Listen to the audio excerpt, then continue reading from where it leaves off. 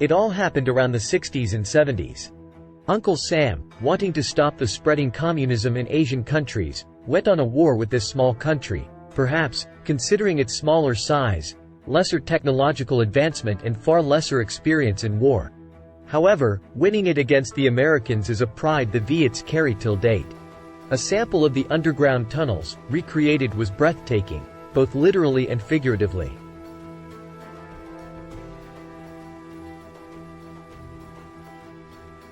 The scale of the actual tunnels, destroyed by the Americans by the end, as explained by our guide for the day, Wei, was inconceivable.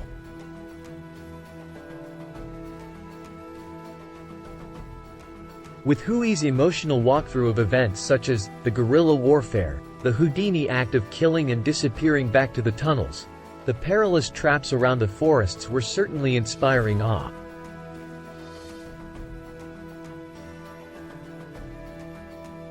After witnessing a poignant journey across the Siukai tunnels, the most awaited event was to lay our hands on some of the beasts, such as AK-47, M16 and machine guns by the end of the tour. Walking around the walking street by the night was refreshing. With the night being Halloween's Eve, the street was all an eerie fashion show.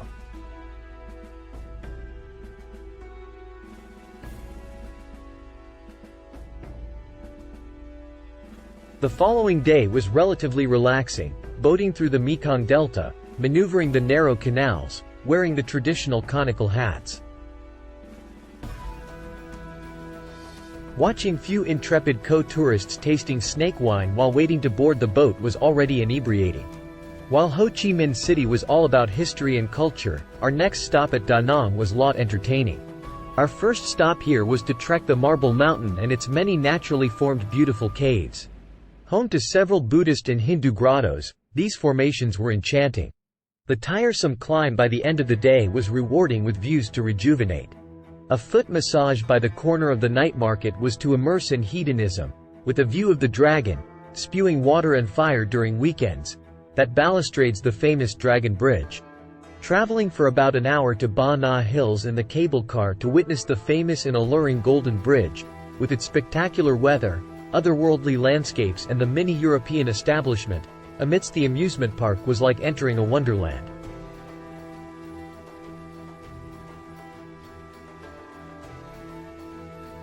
That night was a tour to Hoi, a beautiful hamlet, an hour from Da Nang.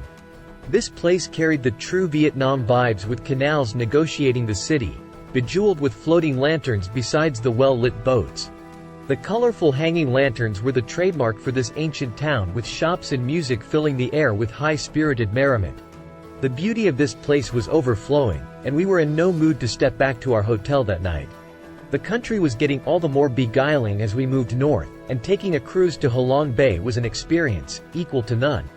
The group of four, we were doing together the second natural wonder, after the underground river in Philippines, just before the pandemic.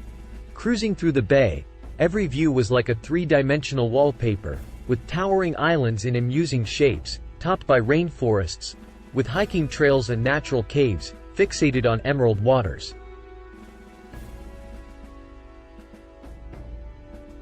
A visual treat and a sight to behold. Calling this place exotic is an understatement.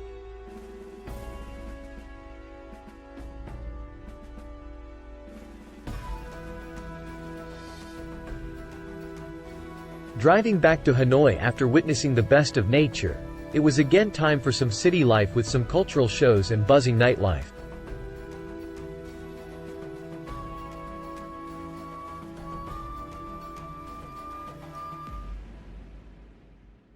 The Insta-worthy train street was a big checkbox for the social media show-off.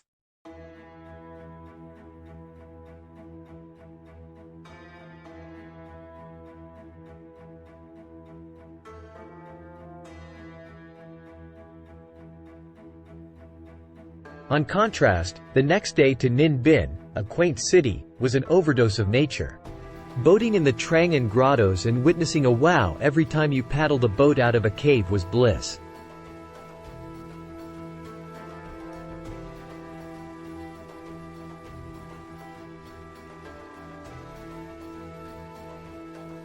After about 3 years, stepping out to one of the most beautiful Southeast Asian country, with friends, loaded with fun, will be etched in memory and certainly a trip to recall after ages.